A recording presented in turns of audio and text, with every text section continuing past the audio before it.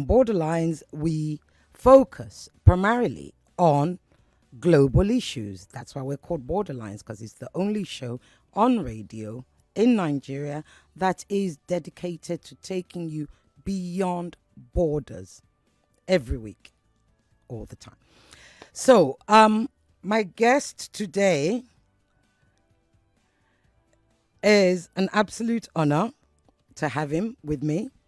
You can imagine he's incredibly busy right now. And that's the great thing about Borderlands. We're getting some very, very, very good guests, and we're thankful that they're making time for us. So, my guest is the Israeli ambassador to Nigeria, Mr. Michael Freeman. Michael, welcome. Thank you very much for having me. Thank you. How are things over there? In Abuja? I know you're in Abuja. How are things over there? In Abuja, things are great. Okay. We'll get straight to it. We have a lot to cover, as you can imagine. But firstly, let's do the human thing. How are your family in Israel? So my family, my family are okay. My wife's family, her father lives in a town called Ashkelon in the south. He is okay, but his house was hit by a rocket. So his house has been severely damaged. So he's now had to move to the center of the country whilst his house until his house can be repaired. But other than that, in physically, everyone's okay. Okay, great. Happy to hear that. Now, let's get down to it. We all know what happened on October the 7th. Initially, it was said 1,400 were killed and some 250, 300. Since then, Israel has since revised the number of those killed to 1,200. And there are still some 200 or so held in hostage. First question I'm going to ask you, can you confirm the actual number to us? How many are still in hostage with Hamas and how many are actually recorded as dead? And is that number still going to be changing? So look, it sounds strange. How come we don't know how many people were killed and how many people were kidnapped and what's happened? And that really attests to the barbarity of what Hamas did on the 7th of October. They came in and they, as you know, they murdered our women and children. They butchered them, they raped them, they tortured them, and they burnt many of them alive. And the reason that we didn't know how many people have died, because Hamas haven't told us how many people they kidnapped. We just know how many people were living and in the area. And we now believe that 240 people were kidnapped, including 38 children, including a 10-month-old baby, 3-year-old children. There's one girl who's 3 years old who both her parents were murdered, and then she was kidnapped into Gaza and is currently being held in Gaza. We have about 1,270 who were murdered. And the reason that number changed is because, and I know this is horrific, but it's important to know, we had so many body parts, limbs, and bits of bodies and heads and other things that were tortured and taken apart that we didn't know who they belonged to. And some of the people were so badly tortured and burnt alive that there is nothing left of the body. So we don't know whether they're being held as hostage, and we don't know if they are dead, and we don't know what's happened. So that's why the numbers keep changing, because of the brutality of what Hamas did and what's left of the bodies. Right. Okay. We know that some bodies have actually been identified. There's been a lot of forensics going on. Hamas will tell you that they didn't rape anybody and they didn't butcher. When you say rape, we know that the attack began about 6:30 or so our time, very early in the morning, and went on for some hours. The videos that I have seen, and I don't know if there are other videos, actually shows Hamas militants going into military enclaves. We've seen the kibbutz. I saw the one at the festival, etc. How are you able to identify or to confirm that people were raped? And I know it seems a horrible question, but I've got to ask. Look, I'll tell you how we know. We know for 3 different reasons. Number one is we have eyewitnesses. Some of the people who survived are telling their stories and are We have a woman who told her story who was at the festival, and she survived the festival, and she was hiding in the bushes, and she saw a woman being gang raped, one man after the other after the other. The third man cut off the woman's breast while she was still alive and threw it around. They carried on raping her, then shot her in the head and still carried on raping her. And that's an eyewitness testimony. We have other testimonies from one of the kibbutzim in the south where they went into the room and the soldiers went in. And when they went in to go in there, they found a young girl of about 11 or 12 on the floor with her knickers pulled down, and you wanted the details, with semen on her back. We found another girl blooded also on the bed, about 13 years old, with blooded all around her genitals. We also have, the third thing is we have forensics. We have the forensics that have shown that there were some of the girls were so badly raped that their pelvises were broken. And we are collecting the evidence, and we will, there is no question, there is no doubt that Hamas raped. There is no doubt they tortured. There is no doubt they murdered. They burned people alive. There are some people who we are unable to identify. One 12-year-old girl who has been buried yesterday. I say buried, but there's nothing left of her. So the family had to bury her toys so that they had a grave. There is only bits of ash, and they managed to identify her from one small piece of ash that had her DNA in it. That's what Hamas did. And Hamas say they didn't do it, but Hamas lie. You know, let's be honest here. This is an organization that sent nearly 3,000 terrorists into Israel, and they raped and murdered and systematically killed. And on the most part, they were proud of it. Remember, they filmed themselves doing it. We have a film of 47 minutes, which we haven't shown to the public. We've only shown it to a select group of people. We haven't shown it yet in Nigeria, but the people who come in to see that film can't bring in cameras, can't bring in any recording. They have to sign a mental health release because the images in there, all collected from dashboard or from Hamas people on their GoPro, are so horrific and so violent and so vicious that we aren't prepared to show it to the public. People having their heads cut off whilst they're alive. Okay, I'm aware of that 45 minutes, actually. It was reported in the Washington Times, I think, or the Washington Post, because some of their journalists were there. But I don't remember those details you mentioned. Let's go further. So, immediately, your Prime Minister, Benjamin Netanyahu, declared war. He said he's going to war with Hamas. But since then, what we've seen could be translated to war against civilians. What do you have to say to that?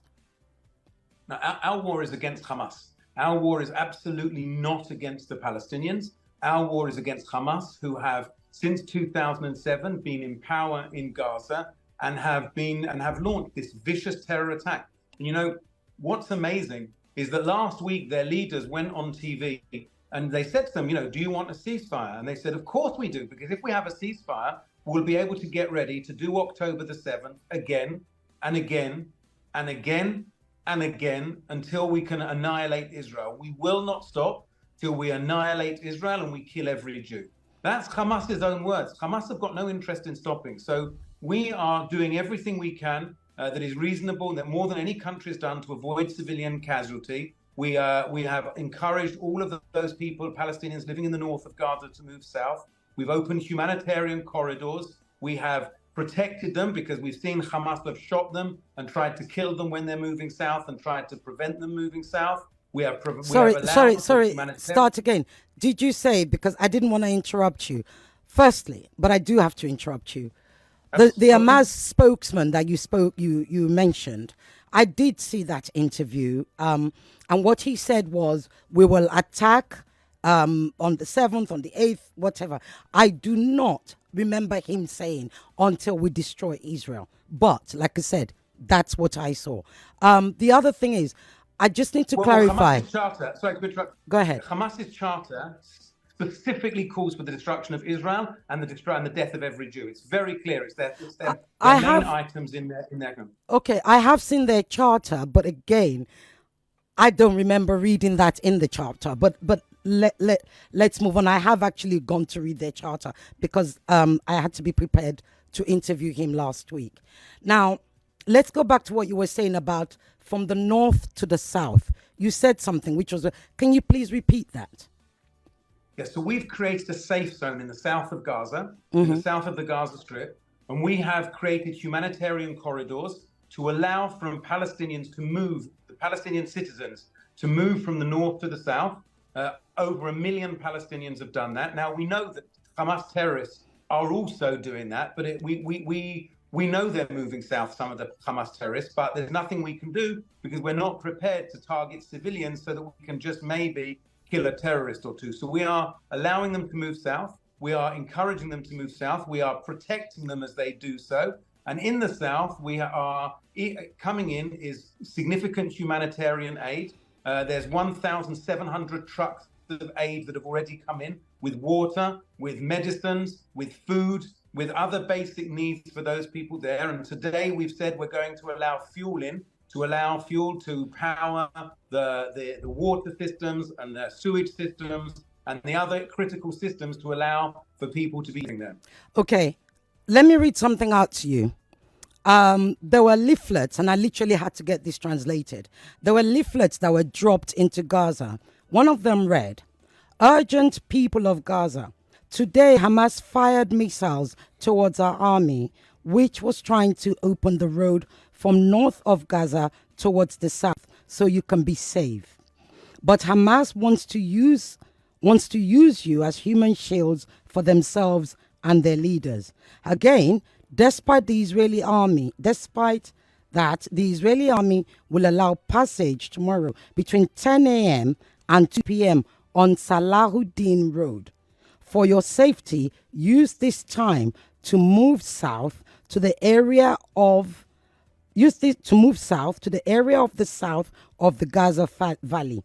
If you love yourselves and your beloved ones, then move south as instructed. Be aware that Hamas leaders are already carrying themselves. What does it mean the Hamas leaders are already carrying themselves? You've said you've provided a safe route.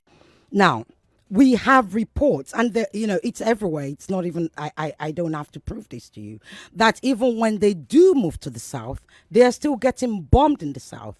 That's number one. Number two is, they're not just having to move to the south. So you say, okay, move to the south. There wasn't any transport provided. There wasn't anything. We have women, children, disabled, you name it, and men who are actually walking some 4 or 5 hours to the south, right? Doctors are reporting in the south that by the time they get there, a lot of the old people, they're dehydrated. A lot of them are hungry because, again, in Gaza, there's no food, there's no light, there's no water. Everything has been weaponized. What do you have to say to that? Well, it's Hamas who've done the weaponizing. Hamas, as I said, have been in power since 2007. They're the ones controlling it. In that time, they have received billions and billions and billions of dollars of aid from the international community, as I'm sure you're aware. Ismail Haniyeh, who is the leader of Hamas, is now worth $5 billion because of the money he's stolen from Gaza. Underneath the ground in Gaza, I think your listeners should know this, there's over 500 kilometers of tunnels that they've built.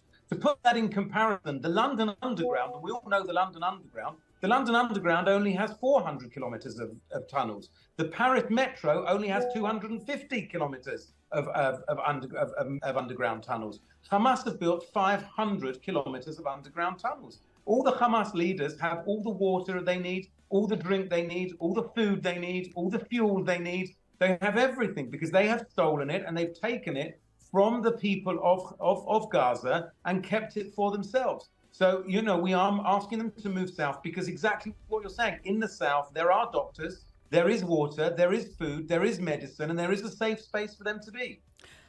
It is on record, and again, I have to go back to this. It is on record, and I'm not sure if it's Smotrich or one of the other members of the Netanyahu cabinet. He did say, there will not be light, there will not be electricity, there will not be water. He said this at the offset of the war. That's number one. Number two, when you say Hamas is the one doing this, Hamas hasn't had control.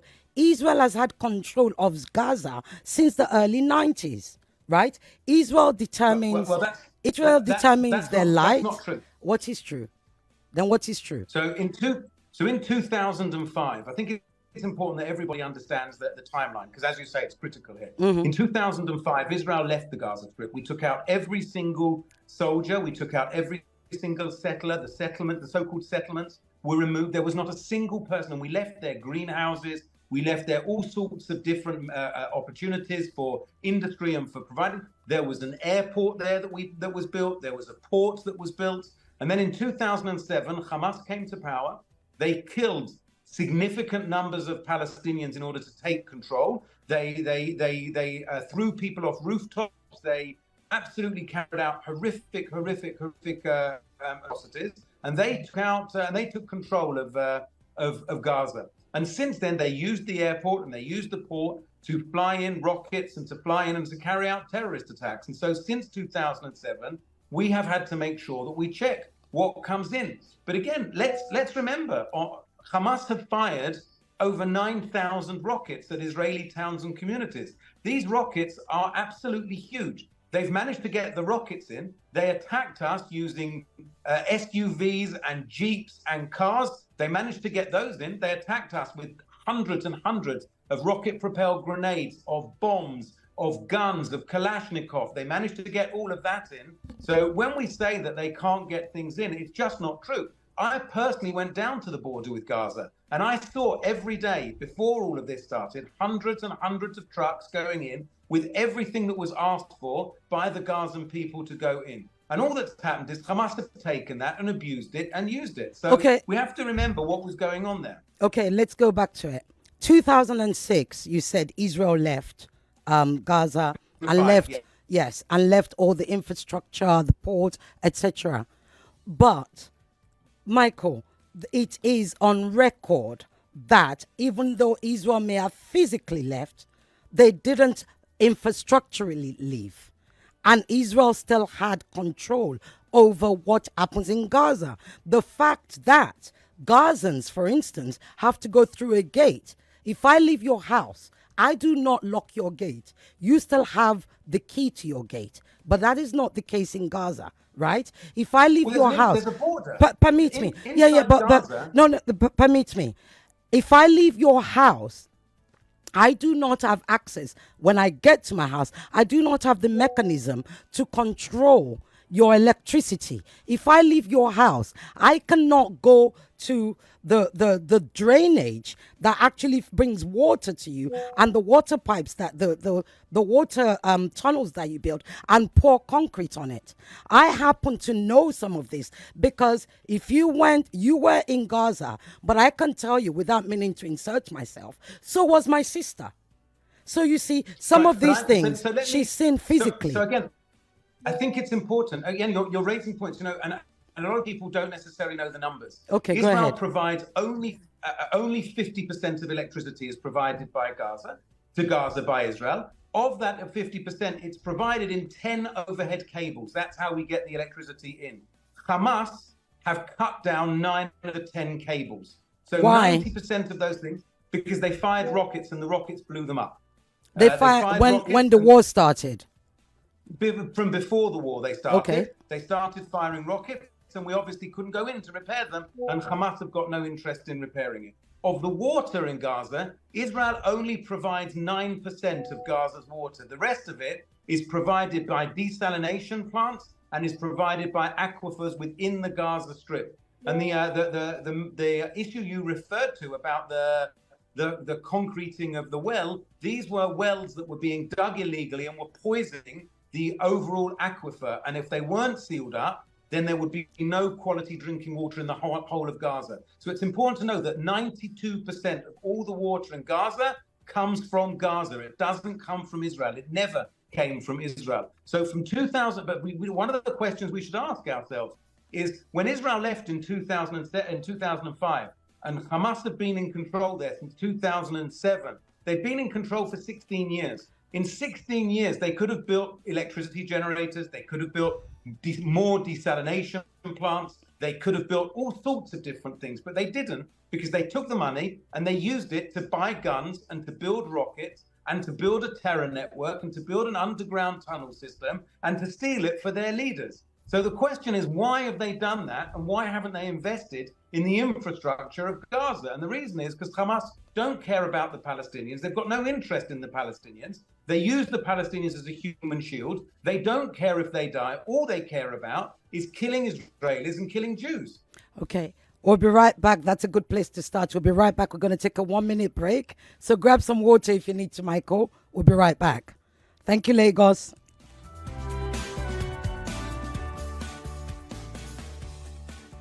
Mr. Michael Freeman. Michael, thank you for staying with us. You talked about Hamas and you talked about all the things they could have been doing and why they didn't, etc., etc. And you said because they're terrorists, right? Now, let me take you back. Your prime minister and other members of your cabinet actually used to praise Hamas up until the 90s. Benjamin Netanyahu is on record for saying, if you want Gaza to work with Hamas, right? It is on record that Mohammed Yazin worked, or Israel worked with Mohammed Yazin. Otherwise, Mohammed Yazin, who is the founder of Hamas, would not have had the money or, if you like, the license to go and register Hamas. So why now is Israel pointing to Hamas, who they used to partner with? It's all the records are there. Well, I dispute the issue of whether or not we ever partnered with Hamas. I don't believe we ever did. Israel has always designated Hamas as a terror organization. I'm afraid that's not true, Michael. I'm afraid that's not true, Michael. Well, it is on record. I can give you the quote. It is on record where Benjamin Netanyahu said he will work. Hamas is safe to work with. I will find the exact quote. Please do, because in 1990s, what happened was we saw in the 2000s, from the early 2000s, Hamas was using suicide bombings and blowing up on the streets of Israel in the 1990s, in the 2000s. Hamas was murdering innocent women and children on buses, in cafes, everywhere they possibly could. And so, Hamas, there's no question that Hamas is a terrorist organization. It's an extreme radical terror organization. But no, let's talk about Israel's relationship with Hamas, because my producer is trying to find me that quote now, because I seem to have left it behind. Let's talk about Israel's former, if you like, call it former relationship with Hamas.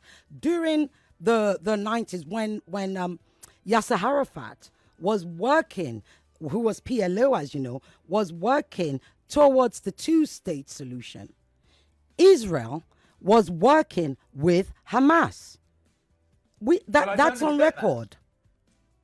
Well, I don't accept that. I don't believe that Israel with Hamas. In 1993, we had the Oslo Accords, and straight after that, Hamas started terror bombs. So why did the Oslo Accord break down? Why did the Oslo Accord break down? Sorry? Why did the Oslo Accord break down? Because we know that Yasser Arafat was we all remember the handshake, right?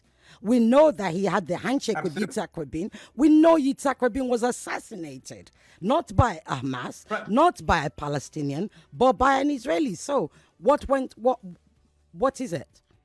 Well, as I'm sure you know, that in 2000, Yasser Arafat and Bill Clinton and Ehud Barak, the then Prime Minister, went to Camp David, and on the table was according to Bill Clinton, not according to any Israeli or anything, Bill Clinton, Israel put on offer the entire Gaza Strip, the West Bank, and a division of Jerusalem to create a two-state solution. And Yasser Arafat said no.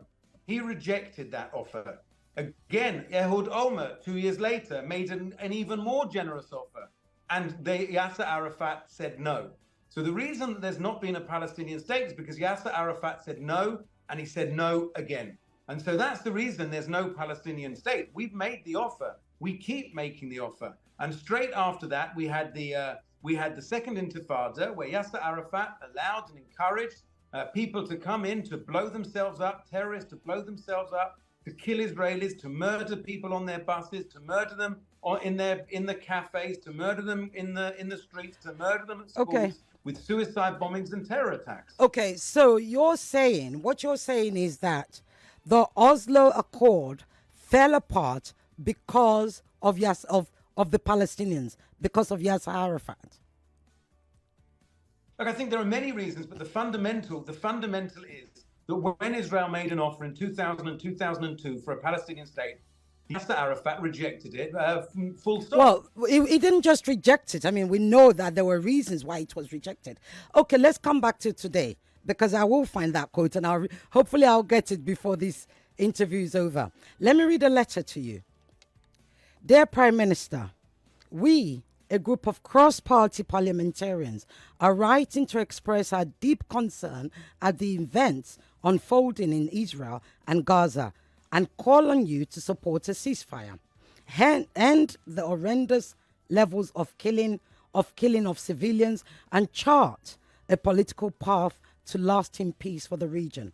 The call for a ceasefire is backed by multiple UN agencies, nearly 700 NGOs globally, Pope Francis, the Archbishop of Canterbury, more than 250 British lawyers, including eminent Jewish lawyers, 120 countries that voted in favor of the UN General Assembly motion, and the 76% of the British public. A ceasefire should not be an end goal in itself, but a chance to end the violence, ensure unfettered humanitarian assistance, get the hostages released, and begin the process for a new political reality for Gaza. The massive Israeli bombardment of the Gaza Strip, destruction of civilian infrastructure, and killing of over 11,000, I think we're probably close to 12,000 or so now, 11,000 Palestinians, including 4,630 children, raises significant concerns as to whether Israel is complying with international law. This must be investigated. The complete siege of Gaza, which is depriving over 2 million civilians, almost half of whom are children, of food, water, and fuel, as well as forcible population transfer, are serious violations of international law and amount to war crimes.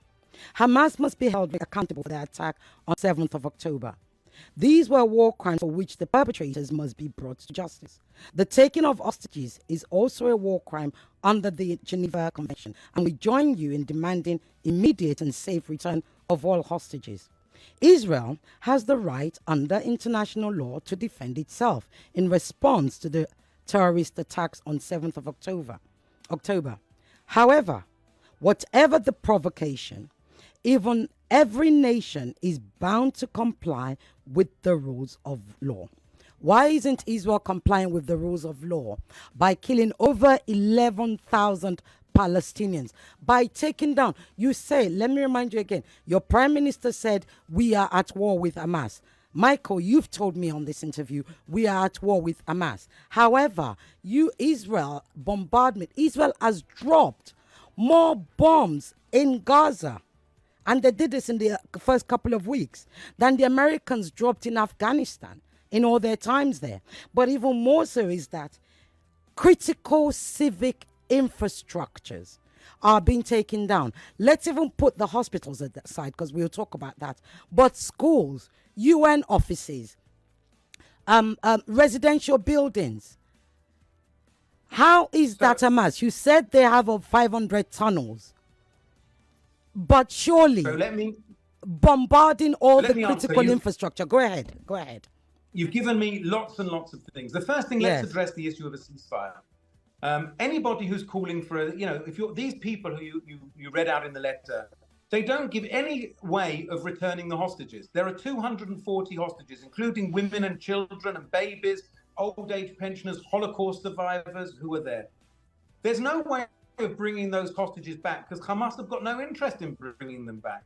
So just to say we need to have a ceasefire is not going to bring the hostages back. More than that, anybody who says let's have a ceasefire, Hamas have already said, and you quoted it yourself, that if there's a ceasefire, they'll use it to carry out on October 7th, 8th, 9th, 10th, 11th, a million. Because what they want to do is use a ceasefire. Well, I didn't say a million, but yeah. If you carry on for the rest of the quote, they say a million. Or 1,000. I don't remember if it was 1,000 or a million. But yeah, the point is this. They carry on. They're quite open about what they want to do. Anybody who is saying that the answer is that is not giving us an answer to make sure that my children can sleep safely in their beds tonight, that Hamas is not going to come in and murder them and massacre them. The only way they can be safe, and we have not only a legal obligation, we have a moral obligation to stop Hamas being able to do this ever again. And so that's the problem with a ceasefire. If you are saying, I want a ceasefire, you are saying, I want Hamas to be able to do this again. I want Hamas to be in a place where they will carry this out again because they've said they're going to do it. They've said that's what they're going to use the ceasefire for, and that's what they intend to use the ceasefire for. And it doesn't bring back the hostages anyway. Now, in answer to your question about international law, firstly, Hamas, you seem to be incredibly well read and have done your research. Thank you. So it's my job. I'm sure you've seen the photos, and if you haven't seen the photos, I'll send you them, and the videos of the mosque with 50 rocket launchers inside the mosque, of the Scout Center with 30 rocket launchers inside the Scout Center, with the houses with the rockets. Yesterday we uncovered a house with rockets underneath the baby's bed, a baby or a child's bed with rockets underneath the bed. Okay, when we see all of this, it's clear that Hamas is using the civilian infrastructure.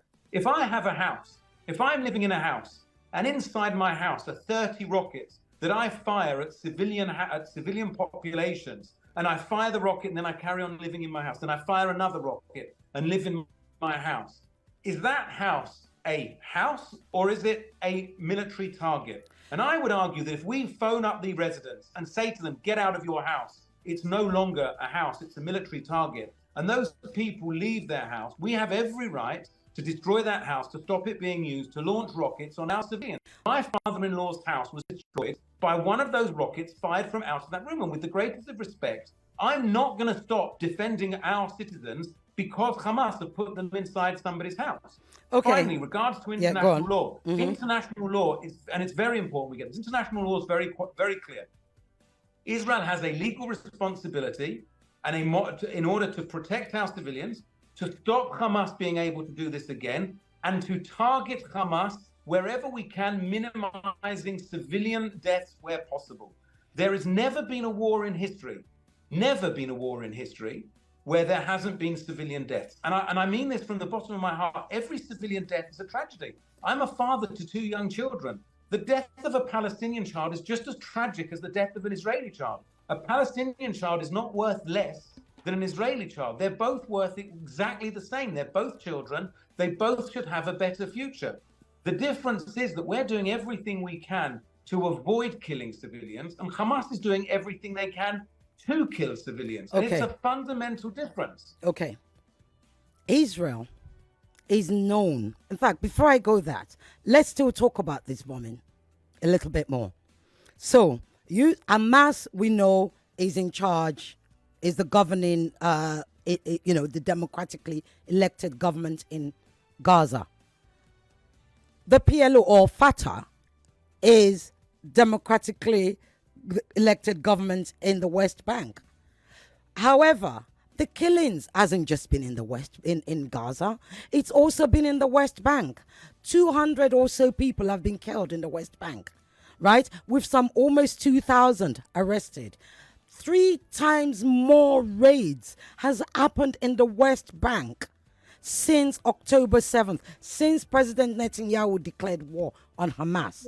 But even you've said Hamas is in Gaza. So why then? Well, Hamas are also in the West Bank. Yeah, we saw yesterday an attempted terrorist attack in Jerusalem where 3 Hamas members came in with many guns, with bombs, with grenades, and they launched an attack, and it was stopped by our security forces as they tried to carry out another October 7th style attack on a Jewish community inside Jerusalem. No, that was actually on the border. I remember what happened yesterday.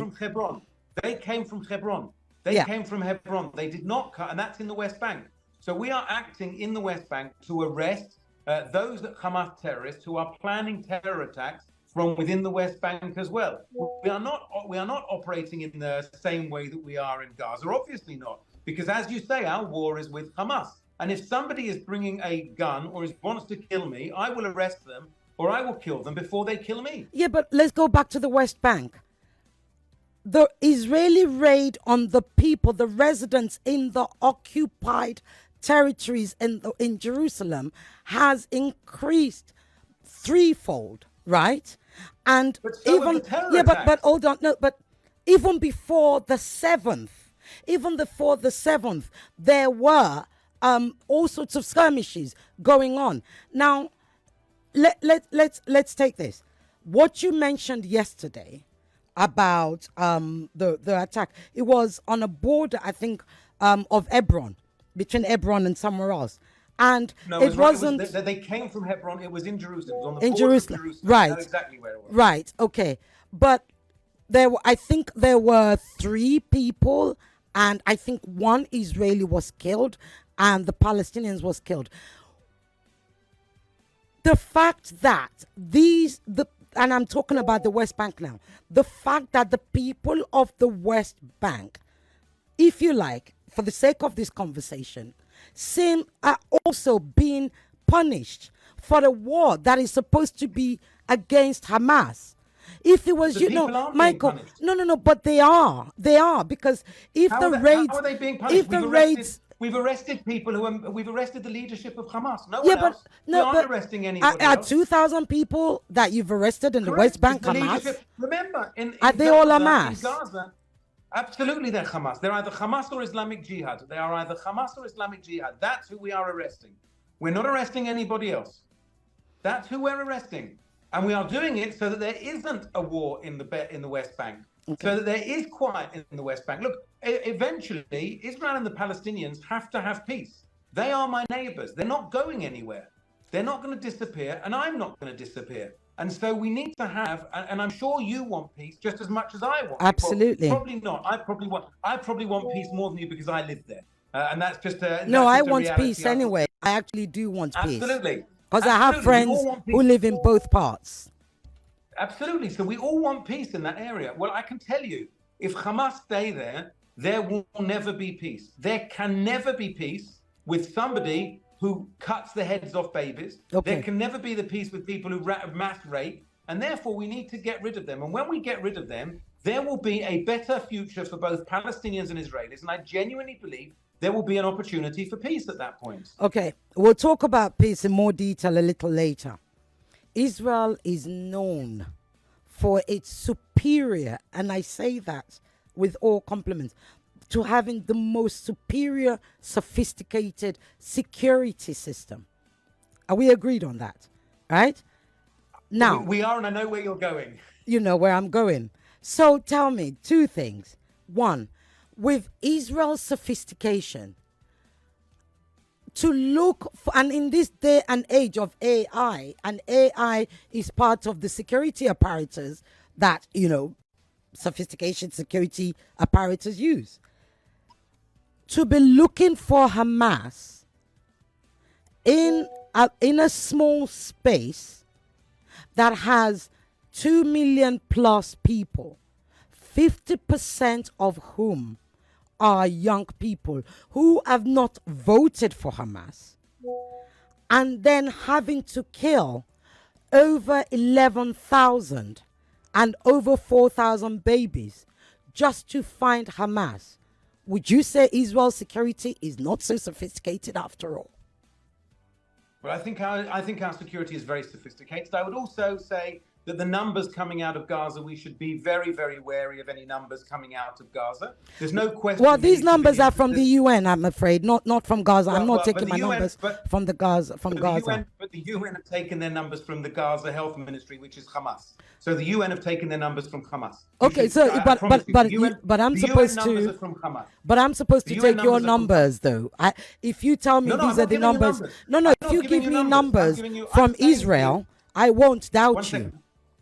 I'm saying to you, okay, well, first of all, the numbers of Israeli dead, we are open and we prove, and we're a democracy, and anybody can come in and you can go to the funerals and you can see the graves and you can do all of those things and you can see the bodies. That's not an issue. The issue about the Palestinians is, and again, I'm not denying that civilians have died, but these numbers are being provided by Hamas. They're being provided by Hamas that we know lies. And I would give you one example. We know that, for example, at the Al-Alhi hospital, which was hit by the courtyard, was hit by a rocket, and Hamas immediately said Israel's blown it up. and blown up the hospital. And then a couple of hours later, it turned out that it was actually an Islamic Jihad rocket that fell in the courtyard. The hospital was still perfectly okay, was standing and was fine. Hamas said 800 people were killed in this explosion, and that's 800 people in their numbers of the 11,000. And yet all of the Western countries say they don't think more than 40 people were killed in this instance,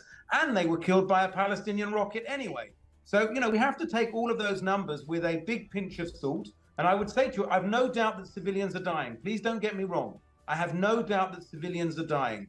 But then, on all these numbers, you notice that of the numbers they're giving, they don't seem to mention how many terrorists have died.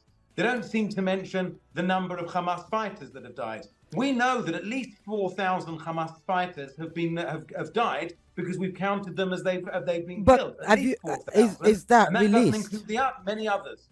Okay, has that number been released? Well, we haven't released a full breakdown yet because we're still in the middle of a war, but we will do. We know that over 1,200 of them were murdered. Were the ones who murdered our civilians. 1,200 of them are dead inside Israel, so we know that for sure. So the numbers are there. But look, again, the question isn't. It's very easy for us to play the numbers game, but the numbers game doesn't always tell you the whole story. In the Second World War, many more Germans died than British and Americans combined. That doesn't mean that the Nazis were right. That doesn't mean that the Nazis were the innocent ones. It doesn't mean that they did that. So we always have to remember that numbers don't tell a story in itself. And I wish we could have less civilian casualties. But you have to ask yourself, when Hamas put themselves inside buildings, inside schools, inside hospitals, inside mosques, inside playgrounds, then unfortunately civilians will be killed. And here's the important thing, if we as the world say to Hamas or to any other terror organization, if it's Boko Haram or it's ISWAP or it's any other terror organization in the world, if you hide in a hospital or you hide in a mosque or you hide in a playground or you hide in a house, you will not be attacked. You will be safe, because that would be the most terrible message to give to terrorists, because we could say to terrorists, you can come, you can kill, then go back and sit in a school and you can get away with it completely. You can come, you can murder, sit in a mosque, and you'll be absolutely free. And no one can accept that if we want to have a better world for our future. Indeed, the Americans didn't want to accept that, but they didn't drop 6,000 bombs on Afghanistan. Let me come back to my other question. The hospitals, you mentioned the hospitals. Al-Shifa Hospital. Why Al-Shifa Hospital? Well, since 2014, and again, this is not my information, this you'll see from many other people around the world. Since 2014, we know that Hamas have been using the Al-Shifa complex, even Amnesty International, by the way, in their reports in 2015, I believe, and I need to get the exact year, said that Al-Shifa Hospital was being used the complex, one of the buildings in the Al-Shifa complex was being used to torture Palestinians by Hamas. Al-Shifa is not just a hospital. It is also one of the command and control centers of Hamas.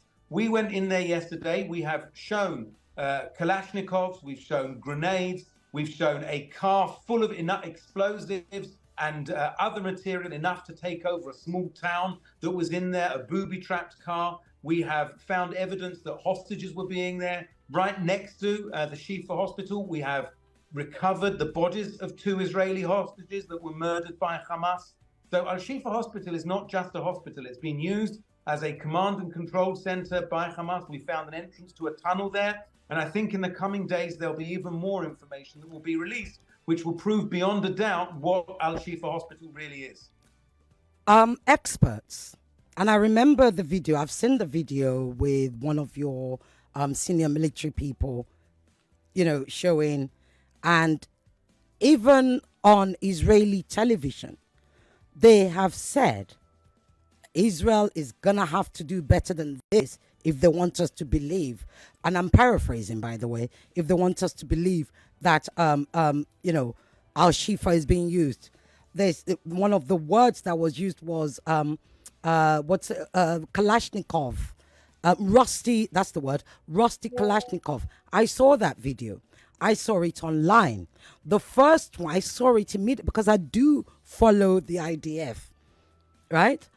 The So first you saw the one, car as well. You saw obviously the white car, which was filled with explosives and filled with yeah. bombs and filled with Kalashnikovs and filled with huge amounts of materials. You saw the suicide vests. You saw large Well, yeah, amounts but of you saw permit large. me to finish, Michael. So I saw the video. The first one that was posted, I saw it.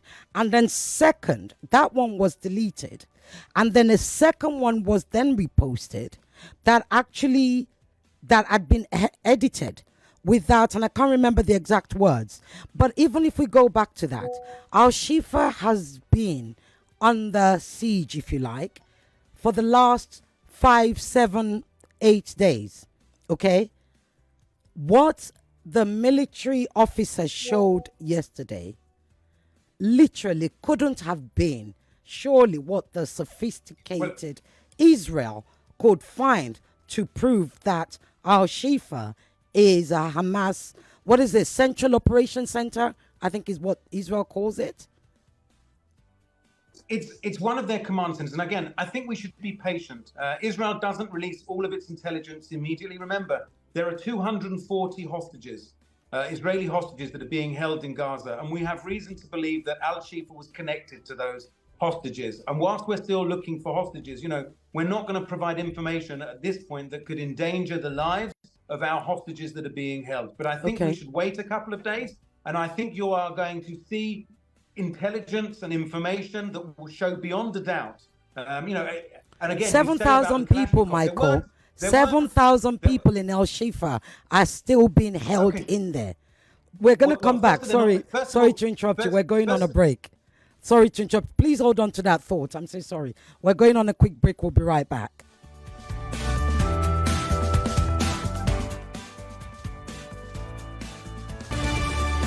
Michael, you've got to promise to come back to this show. Can you believe we've only got a couple of minutes left? Let's talk peace. I promise I'll come back. I promise you whenever you want me, I'm willing to come back, even as early next week. Thank you. Let's talk peace. Is Israel ready for a two-state solution? Where is this going to end? And at what point is Israel going to accept a ceasefire? You said you don't want people to die. Nobody wants people to die. But people are dying. And the people dying are Palestinians, like you, like me, who have blood running through their veins. When is this going to stop? Well, if Hamas release all the hostages and they surrender, it'll stop tomorrow morning. So it's an if. But there are 6,000 Palestinians in Israeli prisons.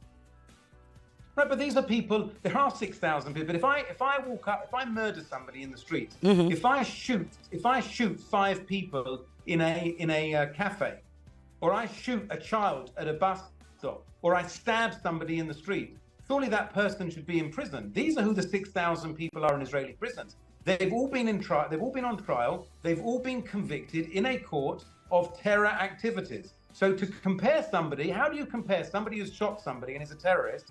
But most of them have not been. Most of them have not stood trial. Surely is innocent until proven guilty. They have been tried in an Israeli court. Yes. Did they have access to a lawyer? Because absolutely, apparently most of them do not. That's not true. They all have. Everybody who comes to a court in Israel has access to a lawyer. Okay.